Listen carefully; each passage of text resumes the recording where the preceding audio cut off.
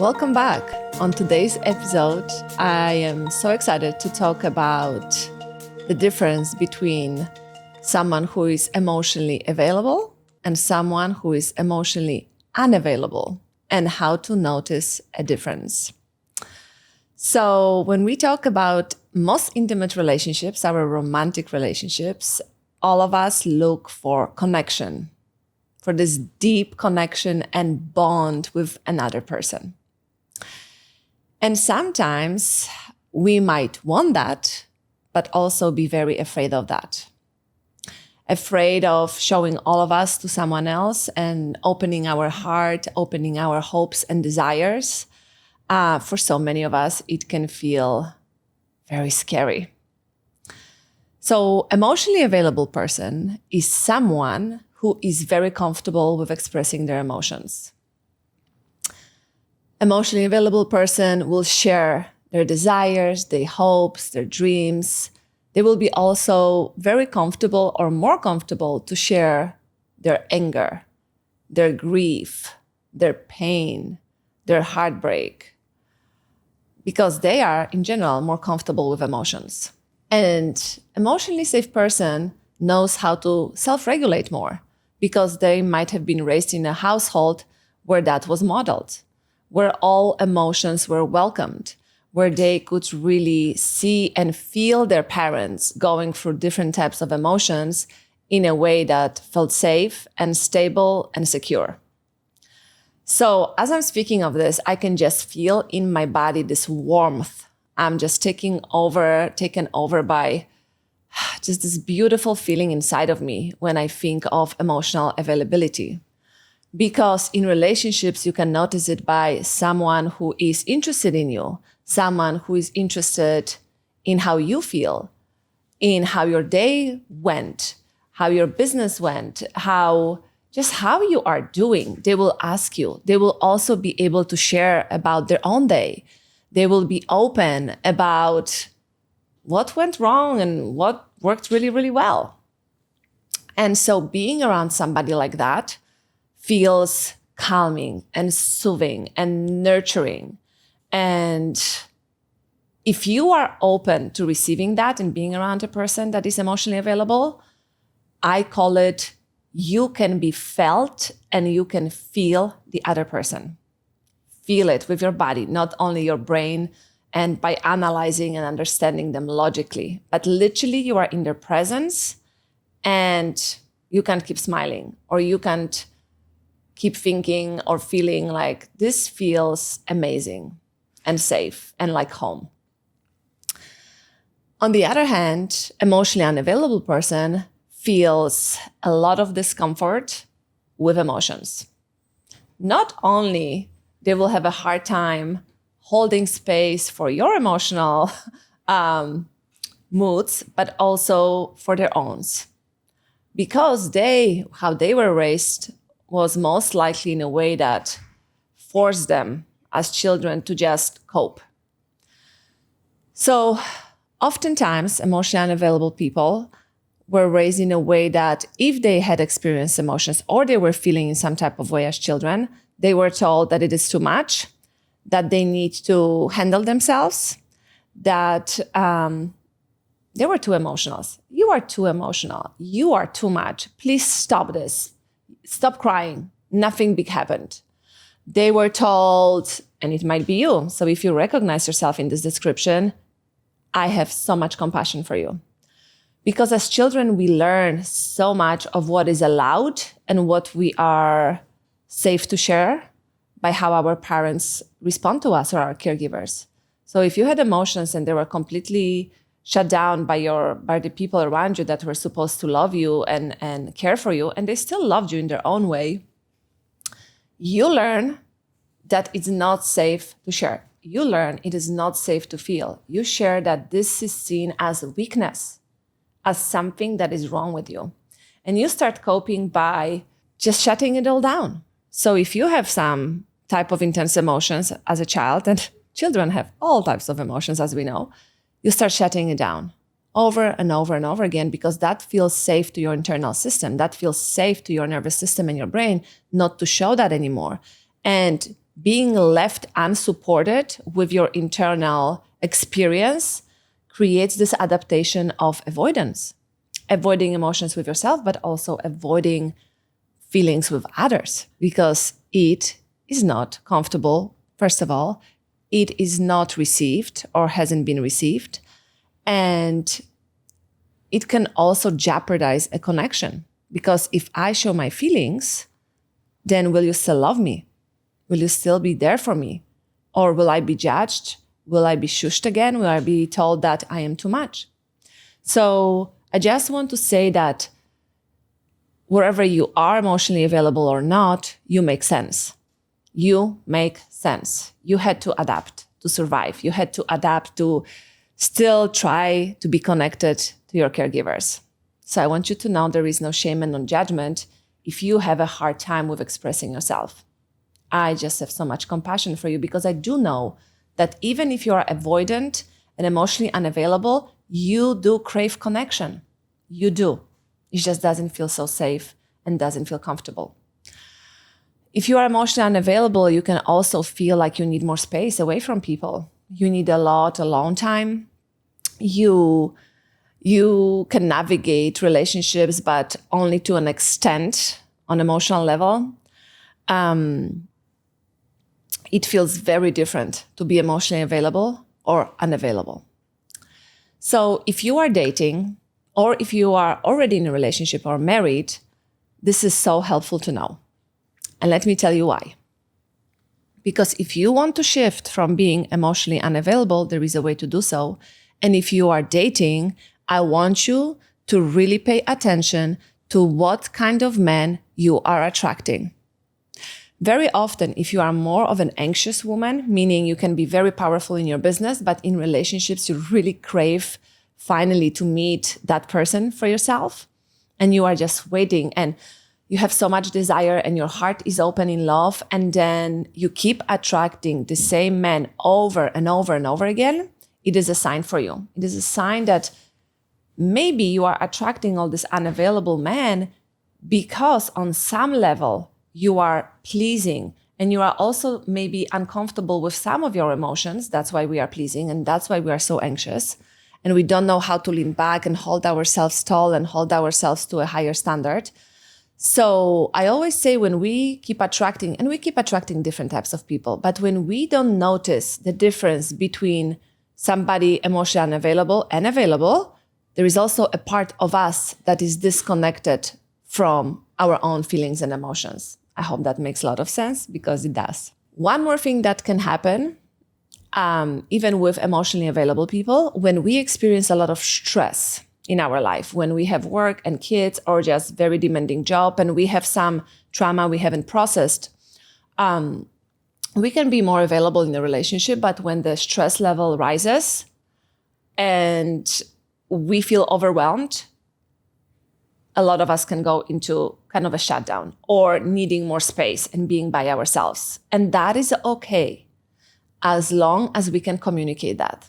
So some of us can get, I think all of us can sometimes get into maybe avoidance.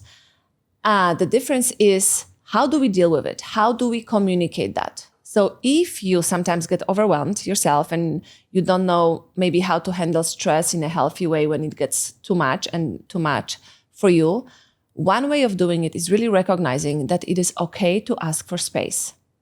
That I can be still emotionally available and also say, you know, honey, I really need space right now. I feel overwhelmed. I need to just go and be by myself, and take the 15 minutes. Take the time to just decompress by yourself. Because when we feel stressed, our body mobilizes and our muscles are tense, and we feel a lot of tension and constrictions in our body. It is very hard to feel open and open-hearted when we are so tense and we are under a lot of pressure. So that also makes sense. Just communicate. Please communicate. Because when we don't communicate, we leave the other person hanging, and they can be wondering, what is going on? What is going on? We have a great relationship. Everything is going well. And now I feel this wall. Because let me tell you, when you are emotionally unavailable, the wall is there. Especially if you are around someone who can feel that. If I'm more emotionally available, I can feel your wall come up immediately. So just paying attention to yourself and how your body's feeling and what it is doing, and communicating. And it can be very hard to communicate for someone who hasn't been taught how to do that. And I get that. If you weren't modeled how to express yourself and say, you know what, I love you and I need some space because I am feeling overwhelmed. Just this, as simple as it sounds, can feel very uncomfortable for some of you. So understandable. And I would encourage you to just try it. Try it with someone who feels very safe to you, because you need to start creating a different experience for yourself of sharing our emotions. So if you are already married to someone who is more emotionally unavailable than you are, one way of engaging and encouraging them is just communicating what you feel and giving them space, because they need space and they need their boundaries to be respected, because very often their boundaries were not respected when they were children. So you can say, honey, I can see you are overwhelmed and I'm giving you all the time you need. And I would love for us to come back to it later today, because I also need to share something with you. That's the healthy way of communicating, that you understand they need space, you feel that they're disconnecting in some way because they're also disconnected from themselves, but also stating what you need with grace and respect. Very different than when someone shuts down and you don't address that because you are afraid to address that, and they stay in shutdown for 5, 6, 2 hours or 2 days, and you keep feeling first maybe peaceful, but then you start feeling agitated, then you start feeling like left hanging here, you don't know what is going on. And let me tell you, this anxiety will really shift into anger at some point, and frustration and disrespect, you feeling disrespected, and then you will explode. So there are so many ways how you can address this dynamic of being emotionally available and emotionally unavailable. Another cue for you if you are dating is, if you notice that the man you are seeing has a hard time expressing his emotions, you can just also say that. You can say, I'm enjoying my time with you. I really love spending time together. You are such a valuable person. And I can feel that there is some blockage. I feel that there is some challenge in communicating how you feel. And it's okay, I understand that. I'm just wondering if there is something that you want to explore with me, or something to open to discussing. And if not, that's also fine with me. So you see, in this scenario, you also express yourself. You don't demand from the other person to change. You do not force anything on them, because we do not control and we do not force and we do not fix or change people. But what we do is to really voice what you need, what you think, and you can ask the other person, what do you think about that? Is that something that you would consider? Is that something that you ever thought about? In marriage, the same. And then it leaves it up to them to figure it out and come back to you. It's such an empowered place to be with and be from with somebody and with yourself. So those are very important things to look out for in dating. Is the person really comfortable with their emotions? How do they respond to me when I share my sometimes big, intense, overwhelming emotions? Are they running away from me? Are they not comfortable? Are they changing the subject? How do they really respond or react to me having all those emotions? This is so important to see and really notice when you are dating. In your marriage or relationship that you have been with this person for a longer period of time, and now you are doing some healing work for yourself, you can realize, wow, I have not noticed before that, yes, in our dynamic, I am more of the pursuer when I'm anxious, and my partner kind of goes and hides, because that happens a lot in relationships. And he's really uncomfortable with sharing, like on deeper level, he's very uncomfortable. I understand it can be hard. And I hear you, and you have so much power and impact, not power to overpower him, but power to really step into yourself first, into the truest expression of yourself in a very feminine, gentle, but also secure and clear way, and communicate what you need. very, very powerful and empowering for you and also for your relationship. Another thing I want you to pay attention to is, how are you avoidant with yourself? Are you avoidant with your feelings, or are you emotionally available for yourself? Because a lot of times we are mirrored things in our relationships. And if we are open to it, we can notice so many patterns that we ourselves can be unaware of. So I want you to really check with yourself. How am I feeling today? Really close your eyes. Take a deep breath. How am I feeling today? Am I feeling anxious? Is there some worrisome feeling inside my body? Is there happiness? Is there like contentment? Is there frustration? What is this really what I'm experiencing right now in this moment?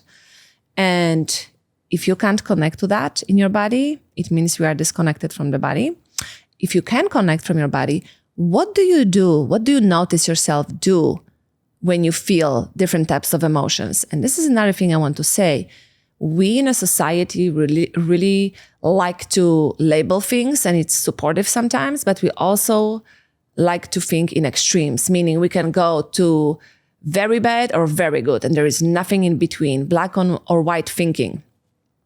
And when we talk about emotions, very often I hear there are bad emotions and there are positive emotions. There are negative and positive. In the realm of emotions and being a human, there are not bad, negative, positive, or good feelings. It's just all feelings. It's just all your experience. And all of those emotions need your attention. And I will talk about this more in another episode. But so if you are experiencing anger, how do you express yourself? How do you express your anger in your relationship and with yourself? Really notice that. Am I comfortable with that? Yes or no? And when I share my anger, let's say, how does my partner or the man that I'm dating, how do they respond to that? How do they respond when I share, just literally think of yourself when you were a little girl and you were eating cotton candy, or you had your favorite lollipop and you just enjoy the flavor of it, and you could giggle and you can just feel yourself giggling. It puts a smile on your face. When you are this joyful woman, almost like a little girl within you, and you are playful, is this comfortable for you? Or is this very uncomfortable? And how is that for your partner? Can they receive you when you are that or not? So emotional availability and emotional unavailability touches on so many things. So first of all, if you are dating and you've been attracting all those unavailable men, this is something within you that needs to be addressed. This is something you really need to start paying attention to, because every relationship takes two people. So we can't just keep blaming the other person and say it's them, it's all the men, they are all, something is wrong with all of them. It's literally impossible. You are not only attracting, you might be attracting a healthy person, but that seems boring. So you keep attracting and choosing men that are unavailable. So there's something within you that needs to be looked at. And, it is, when we talk about being deeply connected, it really requires us to drop from our heads to our hearts. And we can have so many protective behaviors and protective mechanisms to just close it off. And every time you feel yourself getting anxious around a person or having a tough conversation, hard conversations are necessary. But if you feel yourself like you don't know what's going on and you feel yourself overwhelmed, you need to get out of your head. Get out of your head and analyzing and thinking and just, sitting there. And it's like this repetitive thoughts, because when you are feeling anxious and uncomfortable, you are already in your fight flight. So that's it. Your logical brain is offline. It is offline. So you're staying in your head and trying to figure this out and make sense of, why is he behaving this way? Why am I feeling unloved? Why am I feeling abandoned or rejected? Right? Because those are really the fears of our heart. We don't want to be abandoned and rejected and thought of in some ways that are not who we are. Get out of your head. Get out of your head. Go to your body. And if you don't know how to get in your body, you really need to learn about this or get some support how to really connect to this home that you live in every single day, because your body is your home. Your brain is your home, your body, and your heart. So drop into your body. And then notice, and I will talk more about this in another episode, but you need to be able to notice, what am I feeling? Because if you are uncomfortable with expressing that, it will be very, very difficult for you to feel deeply connected in your relationship. If you can't go and connect to yourself on a deeper level, it will be very hard to connect in a relationship on a deeper level. And very often then we feel like it's always them, like something is off. They don't appreciate us. They don't validate us. But it's us being disconnected from ourselves. So how can we feel how they feel about us if we don't feel anything about ourselves, but thinking about what they think about us and what we don't get from them? So I want you to notice how much you live and want to do relationships from your head and how much comes from your heart. Opening heart is so courageous. It is so, so courageous. And in my coaching, I really teach women, if you are single or you're in a relationship married, I really teach you how to come into and step into self-leadership. Because when you are in self-leadership, you will always choose courage. You will always choose compassion. You will always choose yourself in a way that is respectful of another person. So I just love talking about this. I want to touch on having difficult conversations and what happens to us when we are uncomfortable with having them. That can also go to friendships. It can go to conversations with our parents. It can go to conversations with our employees, or if you work for a corporation, with your boss. And what happens is when there is something that is not sitting well with us, when there is something we truly, truly want to express, and we feel the blockage of, if I say this, the other person will not be able to receive it. Or if I say this other person will be hurt. If I say this other person now will create this picture of who I am, and it will not be a positive one. And this person will go and share that with other people. And I will be exposed, not even for who I am, but for their experience of me. And it feels so just unsafe. It makes me feel, you can feel like your brain goes off again and we go to fight, flight. And you are experiencing this unsettling anxiety. I say anxiety feels really like your body is shaking, but inside. Nobody can see it, but you are like boiling all the time. I compare it to, imagine you are making a soup and with lots of vegetables and the water, and you have a cover on the pot, right? Like the pot lid. And the soup is boiling and the water is coming out because it's boiling, but the lid is still on the top of the pot. And what happens with this anxiousness or worry, this feeling of worry and fear, is that when we don't address it, at some point, the water will cook so much that it's going to push the lid off the pot and it's going to just explode all over, right? Our kitchen. That's what happens. And this is exactly what happens with our emotions. When we don't address them, it just keeps feeling like this in our body, this tingling feeling. It's like in your stomach or in your chest. And it's just this, it's so unsettling. You know what I'm talking about. I know you know what I'm talking about. And you don't address it, and then it's just exploding. You become reactive. You become, I will call this passive-aggressive communication style, meaning I don't say anything, I go with it, I pretend I'm not bothered, and then I will give it to you in a way that I'm ashamed of, because now I'm out of control, because I've been holding on to the sensation in my body for such a long time that I don't have any control about how it's going to go right now. So really understanding that hard conversations need to happen. So now, you now know that there's something that you need to express yourself. And I will tell you, ladies, this. Very often you know what you need to say. Let me tell you, very often you know where there is a red flag. You know where there's something that needs to be addressed. But then you keep doubting yourself. You keep dismissing yourself. You ignore your inner knowing. And then if you don't speak about what needs to be spoken about, it creates so many different things in your relationship. Let me tell you. And is this felt feeling of something is off, nobody's talking about this, and then we create stories about the other person, stories about how this relationship will go, friendship or business, whatever the situation is. And we just run with this scenario, and it becomes such a big thing, right? We just don't talk about it, we ignore it, and then we wait till the last moment, maybe to mention something or not, and still playing it down. And let me tell you this, you are doing such a disservice to yourself, but also to the other person involved. It is a disservice to yourself.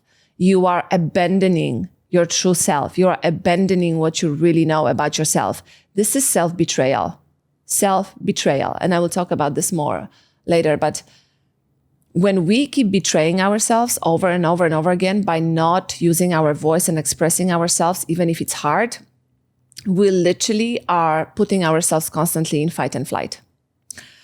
And we don't understand that the moment we voice what we need to voice, yes, it will feel uncomfortable, but it will also feel like, thank you. Thank you for honoring yourself. Thank you for saying exactly what needed to be said. Thank you. Thank you. And thank you. Thank you for choosing me when you speak your truth. And it creates such a powerful moment for you, ladies. Even if the other person doesn't receive that, yes, it might create some discomfort within you, but you received that. You received yourself. You chose yourself. So hard conversations are necessary. And every time you try to avoid them because the other person is avoidant, or you are now being avoidant, and now both of us are avoidant, it creates so much dysregulation, internal turmoil, and chaos. You spiral in your head again because fight, flight, we are not in our bodies now. I just love talking about this because so many relationships become undone because of our fear of being in our heart, because of our fear of speaking the unspoken, because of our fear to stepping into who we truly want to be and who we are at the core with our beliefs and values. And this is not necessary. This is not necessary. Communication, the way you communicate, even if there is some fire in the communication and the other person doesn't agree, it's okay. They can disagree. It is safe for them to say no. And it's still your right to say what you need to say in a respectful way. So let me give you an example. If you are on a date and you are having a fabulous time, and this man starts talking about something from his past that is connected to some trauma or negative experiences that you are not ready for because this is your first day and you are here to have some fun and get to know this person and also be loose. I don't want you to sit there and think like, why are we talking about this? I'm not enjoying it. I want you to recognize this discomfort in your body, and I want you to gently honor yourself and open your mouth and say, I'm loving this date with you and being here. You are such a beautiful person. And I would love for us to change the subject because it just doesn't feel like this is right now for us. What do you think about that? How powerful is this? Powerful and life-changing. If you are in a relationship and your partner or your husband shuts down for days, I want you to have the courage to talk to him and say, I love you, honey, and I understand that something has happened that feels overwhelming for you emotionally. And I want you to take the time. And I also want you to know that I would love for us to reconnect tonight. And that's it. And you leave it. If at the evening comes and he's still not talking to you, I want you to have the courage to say, and of course you are always in choice, courage to say, honey, it has been the whole day and I really need to speak with you because I feel very anxious right now. This not speaking for the whole day leaves me hanging. And I know you love me and I know you care for me. And at the same time, it leaves me very concerned here. So I would love for us to have a conversation and just be with each other. What do you think? And if he says no, then again, it is up to you to take more time and understand yourself. Do I want to be in a relationship or even marriage with someone who ignores my foundational need for connection while I'm telling him how it leaves me feeling? Yes, of course, you can take care of your feelings. And in a relationship, the basic needs that you have also are there to be met. So I will finish with this. Be aware. Pay more attention to yourself. Pay more attention to how you feel. Pay more attention to makes you feel anxious. Pay more attention to how the people around you, is it your man that you are dating, your spouse, or your friends, or your boss, or your girlfriends, how do you feel around them? Do you feel safe to express yourself? Do you feel like there is a wall? And if it's one there, are you feeling comfortable to expressing that? What are your standards for relationships and connection? What are your standards? And I will say this with love. Everything starts with you. So first check within yourself where you have your own avoidance or emotional availability. Maybe you are more open or more closed, depending on a person. But take the time to be really curious and compassionate. And may we remember to stay deeply connected to ourselves and those around us.